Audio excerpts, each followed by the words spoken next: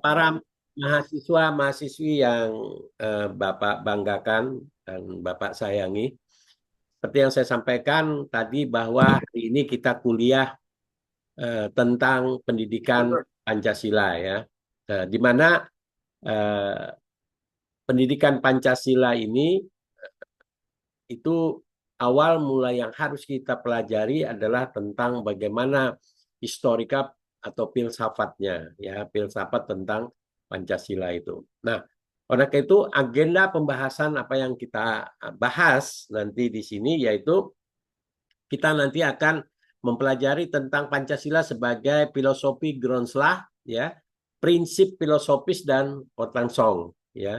Yang kedua adalah bagaimana pandangan hidup bangsa itu Pancasila sebagai pedoman berpikir, bertindak dalam masyarakat Indonesia. Yang ketiga dasar negara, di mana Pancasila sebagai landasan penyelenggaraan negara dalam kehidupan bernegara dan ideologi negara Pancasila sebagai sistem kehidupan nasional dalam berbagai aspek.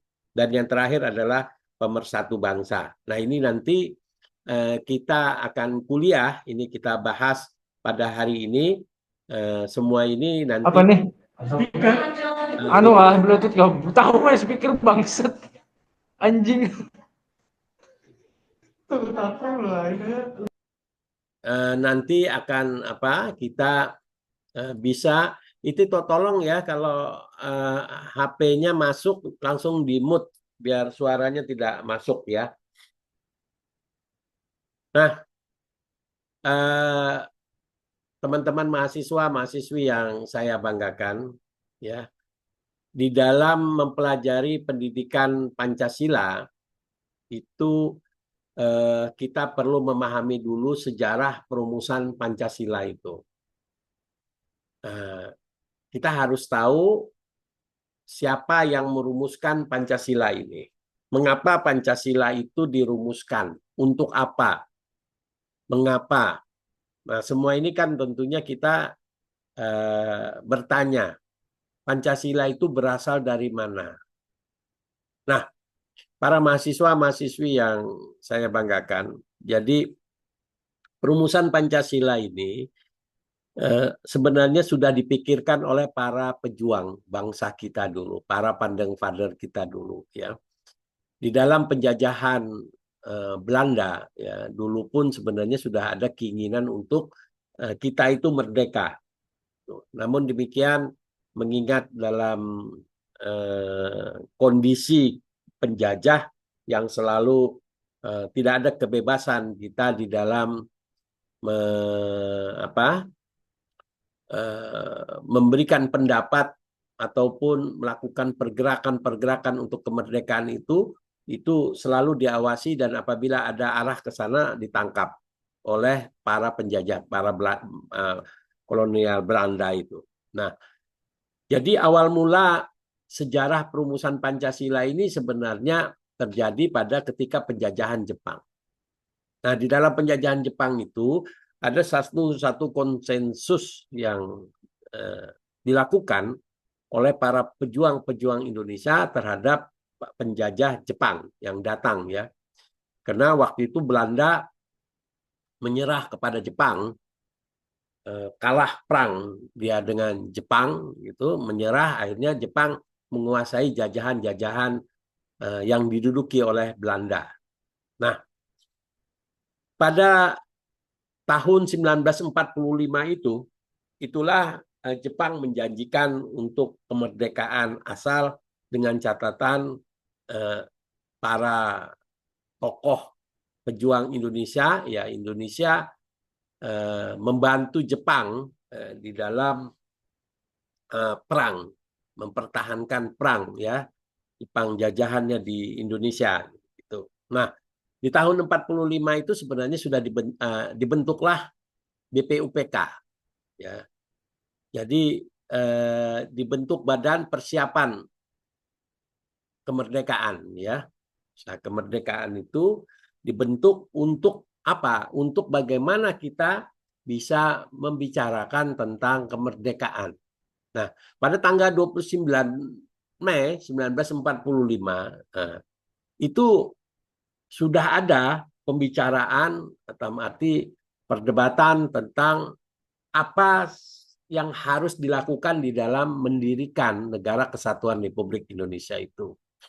Nah, di situ pada pidato pertama pada tanggal 29 Mei 1945, Muhammad Yamin, ya,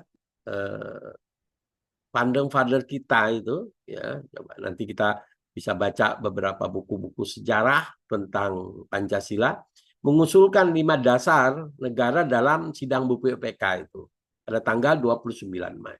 Nah, itu mencakup apa yang disampaikan oleh Muhammad Yamin, adanya pri kebangsaan, adanya pri kemanusiaan, adanya pri ketuhanan, dan pri kerakyatan sejak dan kesejahteraan rakyat. Nah, di sini Muhammad Yamin mengusulkan 5 dasar itu dalam pidatonya untuk bisa dapat diterima. Nah, begitu juga besoknya pada tanggal 31 Mei 1945 kembali para tokoh itu diberikan kesempatan untuk menyampaikan pendapatnya. Apa saja kira-kira konsep perumusan untuk ketika kalau Indonesia merdeka, apa yang harus dilakukan. Nah, Supomo mengajukan konsep 5 dasar. Negara dengan penekanan pada prinsip kekeluargaan, persatuan, dan menolak individualisme liberalisme Barat. Nah, jadi para tokoh-tokoh ini sebenarnya sudah mempelajari tentang ideologi-ideologi internasional, ya, mempelajari tentang konstitusi-konstitusi internasional di negara-negara Barat yang sudah berdiri puluhan tahun, ya, bahkan ratusan tahun, itu dipelajari. Begitu juga ideologi-ideologinya, ada sosialisme, ya, ada kapitalisme, ya, liberalisme, komunisme, ya, itu tuh sebuah ideologi Barat gitu, itu dipelajari oleh para tokoh-tokoh kita. Nah, di sini hasil dari perenungan ataupun konsep-konsep yang mereka renungkan dalam perumusan Pancasila ini, diajukanlah konsep-konsep untuk bagaimana penekanan untuk adanya sebuah landasan negara. Jadi mengapa diperlukan sebuah landasan negara itu ada pondasi. Negara itu berdiri itu harus ada pondasinya. Jadi sama dengan rumah. Jadi rumah didirikan kalau tidak ada pondasi, tidak ada pondasinya, langsung atapnya tentu akan roboh. Pondasinya tidak kuat, pasti akan roboh. Nah, di situ pada tanggal 1 Juni 1945, ya, kembali pada besoknya itu Soekarno memperkenalkan istilah Pancasila. Nah, Bung Karno ini mengusulkan 5 sila yang menjadi dasar perumusan, ya, Pancasila itu. Nah, kata Bung Karno, saya usulkan 5 sila ini, ya, yang saya namakan Pancasila. Nah, disinilah para tokoh-tokoh ini mewakili beragam latar belakang pemikiran yang kemudian diintegrasikan menjadi dasar negara yang komprehensif, ya, secara keseluruhan. Nah, ini yang disampaikan oleh Bung Karno di dalam pidatonya 1 Juni itu. Nah, merangkum dari beberapa pendapat-pendapat yang disampaikan oleh para tokoh-tokoh, ya, sudah. Yang pertama adalah apa yang disampaikan oleh Bung Karno, menyebut 3 istilah dalam pidatonya itu. Ada yang namanya filosofi Groundslah. Apa yang dimaksud dengan filosofi Groundslah itu? Adalah fundamental, ya, filsafat pemikiran sedalam-dalamnya untuk mendirikan Indonesia merdeka. Jadi kata Bung Karno, apa sih pemikiran kita untuk kalau Indonesia merdeka ini ke depan untuk seperti apa? Pertanyaan-pertanyaan Bung Karno itu dilontarkan dalam pidatonya itu. Nah, ini kita harus memahami dulu pemikiran-pemikiran untuk bagaimana kita bisa adanya pondasi negara ini untuk apa kita mendirikan Indonesia merdeka. Nah, ini filosofi Groundslah-nya itu di situ.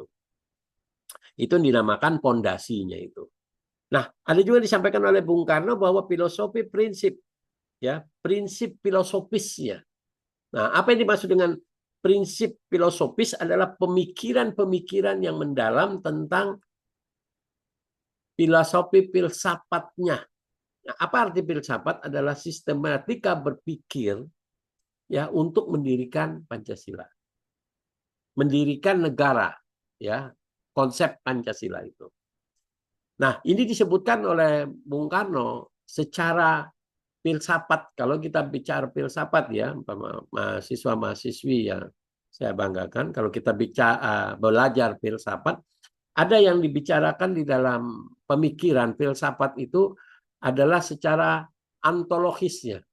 Antologisnya apa? Artinya apa dasar eksistensi kita Indonesia itu merdeka. Nah, secara ontologisnya Indonesia itu merdeka itu dijelaskan di dalam filsafatnya itu.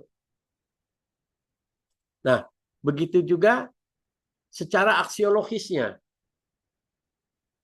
Bagaimana Pancasila itu berdiri? Bagaimana negara itu berdiri? Dengan konsep landasan dasar pondasinya itu seperti apa? Nah, disinilah pemikiran-pemikiran dari antologis sampai kepada aksiologis, ya, ini menjadi sebuah satu urutan pemikiran yang sama-sama dijabarkan di dalam sila-sila yang ditawarkan. Nah, muncullah yang dinamakan, kata Bung Karno, adanya Weltanschauung itu. Apa yang dinamakan Weltanschauung itu adalah pandangannya, pandangan hidupnya. Nah, apa pandangan hidup? Nah, ini berasal dari epistemologisnya itu tadi. Jadi di dalam filsafat itu, ya, ada yang dinamakan antologis, epistemologis, dan yang namanya aksiologis. Ya, nah inilah dasar dari pemikiran-pemikiran oleh disampaikan oleh Bung Karno itu yang menciptakan Weltanschauung tadi, pandangan hidup. Nah, oleh karena itu Pancasila, kata Bung Karno, saya sampaikan bahwa Pancasila itu merupakan yang sila-sila ini merupakan adalah dasar negara kita. Jadi apa kata Bung Karno dalam pidatonya? Kata Bung Karno, maaf beribu maaf. Nah, anggota yang berpidato ini sebenarnya bukan permintaan dari ketua pimpinan sidang. Yang mulia, ini yang sebenarnya Tuhan inginkan, ya, pimpinan sidang yang Tuhan inginkan itu dasar Indonesia itu merdeka itu apa sebenarnya? Mengapa kenapa Indonesia itu minta merdeka? Nah, ini Bung Karno bicara di situ. Makanya anggapan saya yang diminta, kata Bung Karno, saya ingin mengusulkan dalam bahasa Belanda itu bahwa ada yang namanya filosofi grondslag untuk Indonesia merdeka. Nah, filosofi grondslag inilah yang dinamakan pondasinya itu. Fundamen filsafat pikiran yang sedalam-dalamnya yang menyangkut masalah jiwa hasrat untuk di atas didirikan yang namanya Indonesia merdeka kekal dan abadi itu. Nah, jika boleh kata Bung Karno, saya usulkan 5 sila yang saya namakan Pancasila. Jadi kata Bung Karno, inilah yang dinamakan Weltanschauung itu. Nah, apa yang disampaikan oleh Bung Karno itu di dalam 1 Juni 1945 bahwa Pancasila yang ditawarkan adalah nilai kebangsaan, nilai internasionalisme atau perikemanusiaan, mufakat atau demokrasi, dan kesejahteraan sosial serta ketuhanan yang Maha Esa. Ini disampaikan oleh Bung Karno. Nah, tapi kata Bung Karno, apabila yang saya sampaikan 5 sila ini, saudara tidak menerima, itu bisa kita jadikan, kita peras menjadi 3 sila yang namanya trisila. Sosialis, nasionalis, sosial demokrasi, ketuhanan yang Maha Esa. Nah, 3 ini kata saya tawarkan, apabila saudara juga tidak menerima, kita sangat mudah ini bisa diperas menjadi satu yang dinamakan ekasila. Apa itu? Yaitu gotong royong. Nah, dari beberapa sila-sila yang ditawarkan oleh Bung Karno ini adalah merupakan pemahaman Bung Karno dalam menyerap apa yang dinamakan budaya-budaya bangsa Indonesia, ya. Yang kedua lagi dari apa? Dari moral etik bangsa yang sudah dimiliki oleh bangsa Indonesia dari zaman dulu, nenek moyang kita itu. Ya, jadi nenek moyang kita itu, teman-teman mahasiswa mahasiswi di zaman kerajaan dulu tuh, itu sebenarnya sudah memiliki yang namanya pandangan hidup budaya. Tapi budaya itu adalah masing-masing di budaya-budaya di kerajaannya, tidak secara general. Nah, baru pada tahun 1945 ini yang adanya kesepakatan untuk bagaimana Indonesia merdeka, menginginkan di bawah Negara Kesatuan Republik Indonesia ini tercetus untuk bagaimana bisa menciptakan sebuah ideologi di negara kita menjadi panutan bangsa kita itu. Nah, oleh karena itu pada tanggal 1 Juni 1945 inilah hari bersejarah sebenarnya apa yang disampaikan oleh Bung Karno itu. Makanya oleh karena itu pada tanggal 1 Juni teman-teman semua mengetahui bahwa setiap tanggal 1 Juni jadi hari libur, ya, libur nasional, ya. Libur nasional kita memperingati hari kelahiran Pancasila. Nah, ini sejarahnya. Jadi hari kelahiran Pancasila itu karena dari pidato presiden diambil 1 Juni 1945. Itu, ya, teman-teman harus memahami kalau ditanya orang kenapa tanggal 1 Juni dinamakan diperingati sebagai hari kelahiran Pancasila. Nah, teman-teman sudah bisa menjawab itu seperti yang Bapak sampaikan. Nah, apa saja di dalam 1 Juni itu, ya,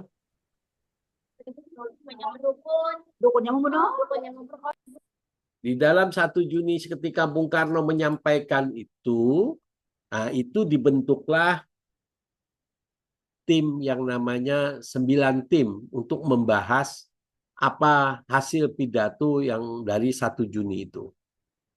Mengapa? Dibahas karena 1 Juni terakhir. Para tokoh menyampaikan, ada 3 tokoh, ya tadi Yamin, Supomo, dan Bung Karno. Nah, sepakat untuk membentuk tim 9 namanya. Panitia 9. Nah, itu terdiri dari Insinyur Soekarno, Dr. Andes Muhammad Hatta, Mr. Muhammad Yamin, nah, Ahmad Subarjo, Ahmad Maramis, sama Abdul Kahar Muzakir, Kiai Haji Wahid Hasim, Haji Agus Salim, dan Abi Kusno Cokro Sujoso. Nah, tokoh-tokoh ini ya, teman-teman mahasiswa, mahasiswi yang saya banggakan. Tokoh-tokoh ini terdiri dari tokoh-tokoh nasionalis, ya, tokoh-tokoh agama, begitu juga tokoh-tokoh pendidikan, ya. Jadi mereka ini semua ada di dalam tim 9 ini untuk membahas perumusan tentang Pancasila tersebut, ya. Nah, di dalam pembahasan itu teman-teman mahasiswa-mahasiswi semua, jadi kita tentunya ingin mengetahui apa yang disampaikan oleh Bung Karno tentang Weltanschauung. Weltanschauung. Jadi Pancasila sebagai pandangan hidup dunia. Nah, di dalam pengertian Weltanschauung, ya, pandangan hidup dunia, konteks Pancasila merupakan paradigma yang menentukan bagaimana seseorang, apa yang disampaikan dalam pandangan itu, bahwa seseorang harus memaknai realitas. Seseorang harus membangun hubungan dan seseorang harus menentukan tindakan. Nah, di dalam memaknai realitas itu, yaitu bagaimana seseorang memaknai realitas manusia dan alam sekitarnya. Nah, memaknai realitas artinya apa? Artinya bahwa seseorang di dalam pemikiran Weltanschauung itu harus mengetahui siapa eksistensi dirinya itu. Nah, dalam kehidupan kita ya sebagai manusia ini, nah ini dalam pandangan Weltanschauung itu, bahwa manusia hidup di dunia itu untuk saling berhubungan antara satu orang dengan yang lain, antara komunitas satu dengan komunitas yang lain. Tidak bisa manusia hidup di dunia hanya untuk seorang diri. Jadi pada konsep memaknai realitas itu kenyataan realitas. Tidak mungkin manusia kalau kita membayangkan ketika kita hidup sendiri di hutan. Bisakah kita hidup di sana tanpa ada orang? Tentu kita tidak bisa. Tentu kita dalam kehidupan ini saling keterikatan, saling adanya hubungan. Di dalam kehidupan ini ada yang miskin, ada yang kaya, ya, ada yang pintar, ada yang bodoh, ya, ada juga yang jahat, baik, ya, buruk, ganteng, cantik, jelek dan sebagainya. Nah itu perpasangan dalam kehidupan itu adalah sebuah perpasangan yang diciptakan oleh Tuhan, oleh Allah Subhanahu Wa Taala itu di dalam kita hidup berbangsa dan bernegara ini. Nah realitas itulah yang kita harus pahami bahwa Pancasila sebagai pandangan dunia, Weltanschauung tadi. Nah selanjutnya adalah bagaimana seseorang membangun hubungan, memaknai hubungan dengan realitas manusia dan alam sekitarnya. Manusia dan alam sekitarnya artinya apa? Di seluruh dunia ini kita harus saling berhubungan. Makanya antara satu negara dengan negara lain kita harus menjalin komunikasi itu. Nah, oleh karena itu dalam Undang-Undang Dasar 1945 pembukaan pun kita berprinsip adanya hubungan internasional. Ya, bahwa sesungguhnya kemerdekaan adalah hak segala bangsa, oleh karena itu, nah itu kan seterusnya menginginkan bahwa perdamaian dunia itu harus diutamakan. Dunia itu harus damai dengan kehidupan manusia dan alam sekitarnya. Nah, kita juga diajarkan dalam realitas kehidupan di dunia bahwa alam sekitarnya adalah memberikan dukungan kepada manusia untuk hidup. Makanya kita harus jaga lingkungan itu dan sebagainya, jangan dirusak dan sebagainya. Nah, selanjutnya adalah pandangan bagaimana seseorang menentukan tindakan. Jadi, apa yang harus dilakukan seseorang terhadap realitas manusia dan alam sekitarnya? Artinya kita harus menjaga itu. Nah, disinilah pandangan Weltanschauung itu bagaimana masyarakat Indonesia dalam pemikiran-pemikiran para tokoh itu yang diciptakan di dalam rumusan Pancasila itu. Nah, selanjutnya apa yang saya sampaikan tadi sebagai Weltanschauung di sini Pancasila sebagai filsafat. Nah, di dalam Pancasila sebagai filsafat, disinilah pemikirannya teman-teman semua bahwa apa-apa saja pemikiran-pemikiran filsafat, sistem filsafat dalam pemikiran para tokoh kita di dalam merumuskan Pancasila itu. Nah, di dalam menemukan Pancasila itu tidak ada sila-sila itu yang terputus. Jadi satu sila dengan sila yang lain saling terpisahkan. Bagaimana pemikiran para tokoh bangsa kita itu? Yaitu Pancasila sebagai sila pertama yaitu ketuhanan yang Maha Esa. Apa arti dari ketuhanan yang Maha Esa? Yaitu mengakui bahwa kehidupan manusia berasal dari Tuhan. Manusia dikonsepsikan sebagai makhluk Tuhan bukan dalam konteks individu seperti di liberalisme. Kalau liberalisme, individualisme muncul karena kalau kita mengakui bahwa dalam kehidupan kita adanya Tuhan, tentunya Tuhan yang mengatur dalam kehidupan kita ini. Ada lagi dalam kehidupan kita, bukan kita hidup, tiba-tiba kita hidup di dunia, tapi hidup di dunia adalah ada aturan Tuhan yang mengatur. Nah, oleh karena itu, Ada beberapa pertanyaan-pertanyaan yang teman-teman juga harus bisa resapi bahwa mengapa kita hidup ada di dunia ini? Kok kita bisa hidup ya? Kok ketika kita dilahirkan, waktu itu kecil, kita tiba-tiba besar, dan kita bisa mengenal siapa orang tua kita dan sebagainya. Nah, itu kehidupan. Begitu juga nanti sudah dewasa seperti sekarang ini, ya adik-adik, teman-teman mahasiswa, mahasiswi semua. Kok bisa saya kuliah ya? Kok saya bisa bertemu teman-teman saya kuliah, saya saling mengenal, gitu dan sebagainya. Nah, itu akibat dari bagaimana kita memahami bahwa manusia diciptakan oleh Tuhan yang Maha Esa tadi. Nah, di dalam konsepsi ketuhanan itulah kita harus menyadari bahwa diri kita adalah ciptaan Tuhan. Jadi tidak boleh sombong, ya. Tidak boleh kita merasa bahwa kita hidup di dunia ini segala-galanya kita yang berkuasa. Karena di dalam kekuasaan kita masih ada yang lebih berkuasa lagi, yaitu Tuhan. Ya.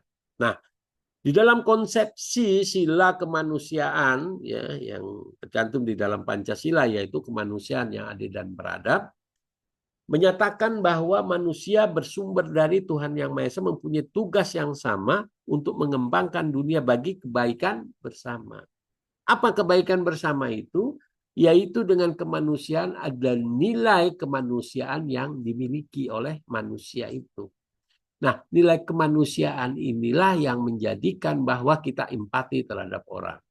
Kita ingin selalu berhubungan kepada orang. Kita ingin bagaimana mengenal satu yang lain. Kita bagaimana saling mengasihi, saling menghormati, saling menjaga. Nah, itu nilai-nilai kemanusiaan. Tidak boleh menyakiti kepada siapapun. Nah, tidak boleh menghina orang. Tidak boleh merasa diri kita lebih hebat dan sebagainya. Nah, itu nilai kemanusiaan. Nah, kalau orang tidak mempunyai nilai kemanusiaan, nah itulah kadang-kadang kita juga tidak berbicara. Berbicara saja kita tidak sopan. Baik kepada teman maupun orang tua. Orang yang lebih tua. Ya. Karena kita di dalam pergaulan dituntut di dalam nilai kemanusiaan ini kita harus berbicara saling menghargai di antara satu teman dengan teman yang lain. Satu manusia yang satu dengan manusia yang lain. Disinilah makna kemanusiaan itu, teman-teman semua. Nah, ketika kita mempunyai nilai kemanusiaan itu, nah tentunya kita ingin adanya nilai persatuan. Kita ingin bersatu, ya. Jadi setelah nilai kemanusiaan, saling mengenal, saling berbicara, saling berhubungan, saling menyampaikan pendapat dan sebagainya, ingin adanya rasa persatuan. Nah, persatuan itulah kita ingin bagaimana kita tergabung di dalam sebuah negara Kesatuan Republik Indonesia ini. Dari Sabang sampai Merauke, teman-teman mahasiswa, tidak mudah menggabungkan itu. Jangankan menggabungkan orang dari Sabang sampai Merauke, kita menggabungkan di antara saudara-saudara kita, di eh, saudara ibu kita, saudara itu kadang-kadang susah. Berbeda pendapat, berbeda karakter, dan sebagainya. Tapi ini menggabungkan seluruh bangsa Indonesia menjadi sebuah negara Kesatuan Republik Indonesia. Kita bisa membayangkan betapa hebatnya dulu para pejuang-pejuang itu bisa menyatukan bangsa kita dalam sebuah wadah negara Kesatuan Republik Indonesia. Nah, oleh karena itu, makna persatuan apa yang disampaikan di sini adalah makna kebangsaan adalah sikap aktif berdasarkan perasaan senasib, kesamaan tempat hidup yang menjadi modal bernegara. Jadi, di situ teman-teman semua yang saya hormati, dan saya banggakan bahwa eh, apa persatuan sangat dibutuhkan oleh setiap bangsa Indonesia dari Sabang sampai Merauke ingin adanya merdeka tadi dalam sebuah wadah kesatuan Republik Indonesia. Nah, Selanjutnya, begitu juga ada nilai kerakyatan. Nah, di mana di dalam pemahaman nilai kerakyatan dalam sistem filsafat ini mengungkapkan bahwa di dalam negara Indonesia semua keputusan diambil berdasarkan kesepakatan karena ada kesadaran bahwa manusia sesungguhnya berdiri sejajar.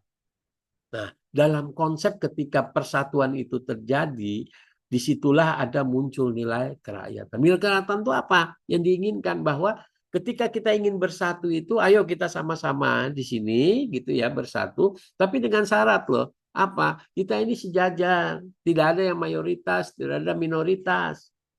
Walaupun itu minoritas, kita sejajarkan dengan yang mayoritas.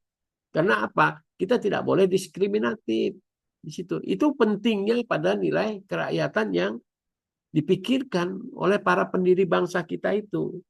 Nah, dan pada prinsipnya juga apa yang dinamakan sejajar kerakyatan itu karena setiap manusia diciptakan ke dunia ini adalah manusia yang diciptakan oleh Tuhan yang sama. Mempunyai pemikiran, mempunyai kepala, mempunyai hidung, tangan, dan sebagainya. Makan pun sama kita. Jadi tidak ada perbedaan. Tidak ada manusia yang dilahirkan ketika lahir badannya semua dari emas. Nggak ada. Atau badannya dari batu bara. Nggak ada. Semua manusia lahir dari rahim manusia ibunya itu. Dan juga ketika lahir manusia tidak bisa memilih. Oh saya lahir, saya Tuhan. Saya minta lahir dari seorang rahim ibu yang kaya. Atau bapak yang presiden dan sebagainya. Kan nggak bisa. Apa bisa? Saudara-saudara mahasiswa-mahasiswi bisa minta sama Tuhan untuk lahir dalam rahimnya seorang orang yang kaya. Kan tidak mungkin. Nah, disitulah pentingnya kita memahami nilai kerakyatan itu kesejajaran itu. Kita tidak boleh berpikir individu di situ. Ya, tidak boleh berpikir bahwa hanya kita yang mempunyai kekuasaan karena kita mayoritas, nggak boleh. Kita harus berpikir bahwa ada nilai kesejajaran di situ. Nah, setelah itu baru mendapatkan yang apa namanya keadilan sosial. Kalau semua sudah terpenuhi dari yang namanya sila pertama sampai sila keempat, di situlah kita bisa menciptakan keadilan itu. Nah, apa yang dimaksud keadilan itu? Yaitu tujuan berkehidupan negara adalah hidup bersama mewujudkan kesejahteraan umum melalui cara yang mencerminkan keadilan. Ini cita-cita. Nah, semuanya orang hidup itu ingin bagaimana mewujudkan kesejahteraan. Ya, mahasiswa ingin nanti sejahtera, hidupnya sejahtera. Dia bisa kuliah, ya. Selesai kuliah dia bisa mendapatkan pekerjaan, mendapatkan keahlian, mempunyai pemikiran yang bagus. Untuk apa? Untuk bagaimana menciptakan kehidupan kesejahteraan dalam berbangsa dan bernegara. Jadi inilah keadilan sosial. Tuntutan keadilan sosial itu di situ. Jadi jangan sampai ketika negara ini berdiri hanya dikuasai oleh para pengusaha saja, oligarki itu. Nah, orang yang tidak mempunyai modal itu tersingkir. Nah, ini yang menjadi pemikiran-pemikiran kalau kita berpikir tentang nilai-nilai Pancasila ada di dalam kehidupan berbangsa dan bernegara kita, tentunya kita tidak mendapatkan nilai keadilan itu, keadilan sosial itu. Nah, ini yang perlu kita pahami bahwa Pancasila sebagai sistem filsafat. Nah, bagaimana Pancasila sebagai pandangan hidup bangsa? Di dalam Pancasila sebagai pandangan hidup bangsa, itu merupakan pedoman berpikir. Apa pedoman berpikir dan bertindaknya? Yaitu dalam kedudukannya sebagai pandangan hidup bangsa, maka nilai Pancasila memiliki fungsi sebagai pedoman dalam bertingkah laku kehidupan sehari-hari. Yang apa dalam setiap kali kehidupan kita itu, ya, para teman-teman mahasiswa-mahasiswi, tentunya kita harus selalu ingat bahwa adanya Tuhan yang menciptakan kita ini di dunia ini. Adanya manusia-manusia lain selain kita. Kita hidup di dunia ini, ada lagi manusia-manusia lain yang kita saling berhubungan. Nah, tapi di dalam kehidupan kita di dunia ini, kita tidak terlepas juga dalam kehidupan alam sekitar kita. Makanya di dalam kehidupan alam sekitar kita ini ada pemandangan yang luas, ya. Ada sumber daya alam yang besar yang bisa dikelola untuk kehidupan, kesejahteraan masyarakat, begitu. Ada binatang-binatang yang cantik-cantik, yang begitu indahnya, gitu ya. Di Kalimantan itu ada buaya, ada monyet, ada apalagi itu bekantan, sebagainya kan. Burung-burungnya indah-indah. Nah itu dalam kehidupan alam sekitarnya Tuhan ciptakan untuk keberkahan kita. Nah itu yang harus dijaga. Nah tingkah laku kita ini jadi bukan hanya pada menjaga nilai-nilai kemanusiaan sesama manusia saja, tapi kepada alam sekitarnya. Harus kita jaga lingkungan, jangan kita rusak lingkungan itu.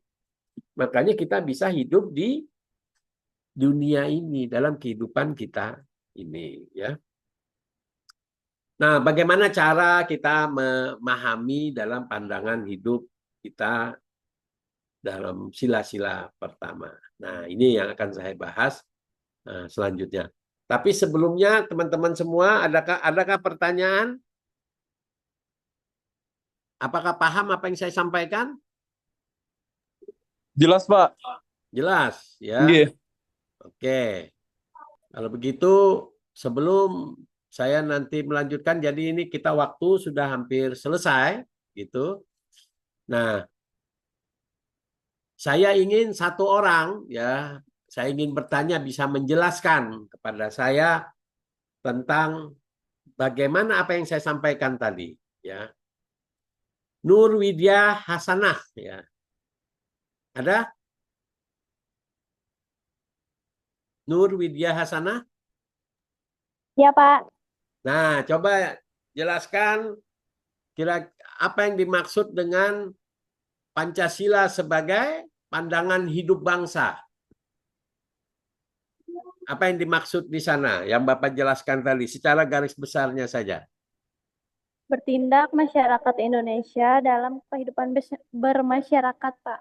Ya, apa saja faktor-faktor yang mempengaruhi dalam bertindak itu?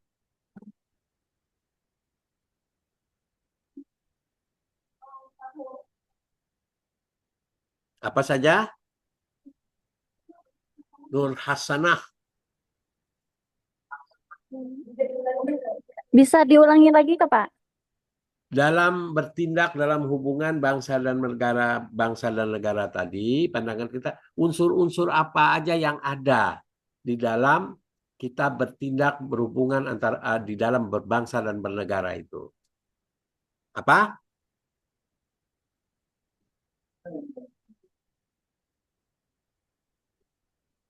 Tadi waktu Bapak menjelaskan ini enggak? Memahami enggak nih? Nur Hasanah. Kehidupan bermasyarakat itu kayak berinteraksi sosial. Ya, apalagi? Ada 3. Nah, Bapak sebutkan tadi 3. Baru Bapak sebutkan tadi. Ya, yo. Ada 3. Apa? Siapa yang bisa jawab? Gotong royong. Itu bukan gotong royong, itu sudah kehidupan. Indikatornya, syarat yang Bapak sampaikan tadi apa? Ayo, siapa lagi nih? Putri Aulia, coba Putri Aulia.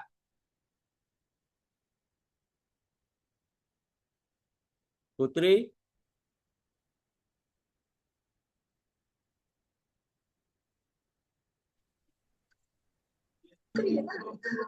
Putri Aulia? Ya, Pak. Ya, tadi ngikuti kan apa yang Bapak sampaikan? Iya, Pak.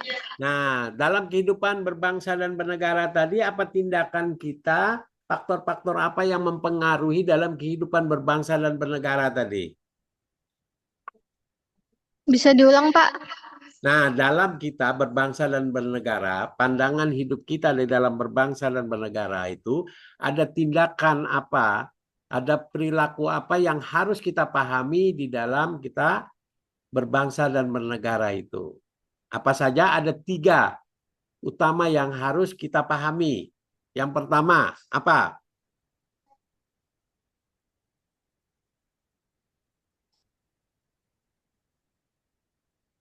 Itu kuncinya yang Bapak jelaskan tadi.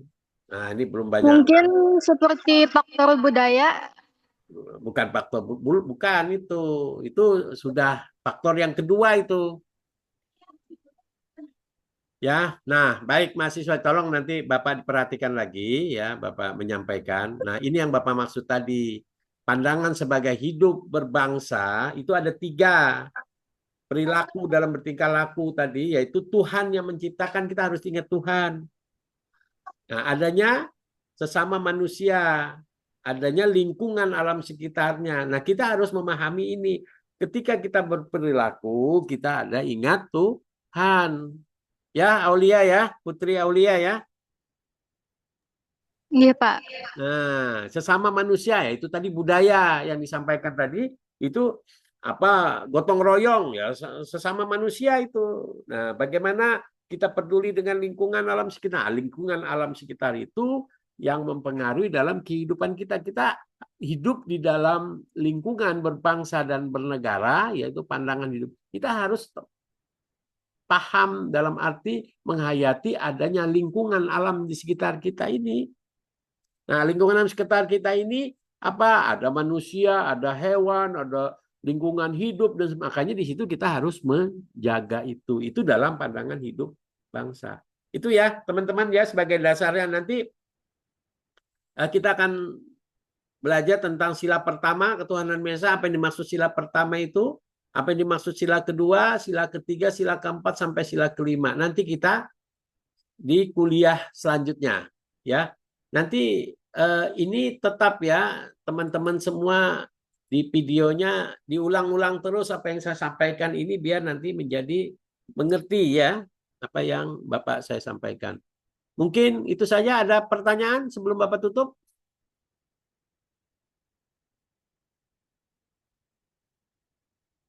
Sudah paham semua? Sudah mengerti semua? Tidak ada pertanyaan? Mungkin jelas, Pak. Jelas ya? Oke. Sementara itu dulu karena sudah jam 10 ya. Anda dilanjutkan lagi dengan mata pelajaran yang lain. Jadi tolong diperhatikan apa saja yang dipelajari, ini bisa menjadi bagian dari pengetahuan kita yang mahasiswa-mahasiswi biar paham dan pintar ya di dalam kuliah. Kalau kuliah itu tujuannya untuk bagaimana kita bisa memahami dan mengerti. Ya, gitu. Mungkin gitu saja. Terima kasih atas perhatiannya, dan kita ketemu di minggu yang akan datang. Ya, ingatkan sampai mana kita menyampaikan ini, dan nanti saya akan tanya sudah sampai mana. Baik, gitu saja. Terima kasih. Wassalamualaikum warahmatullahi wabarakatuh. Waalaikumsalam warahmatullahi wabarakatuh. Terima kasih ya. Izin Iya, live Pak. saya. Oke. Ya. Terima kasih. Yo, sama-sama.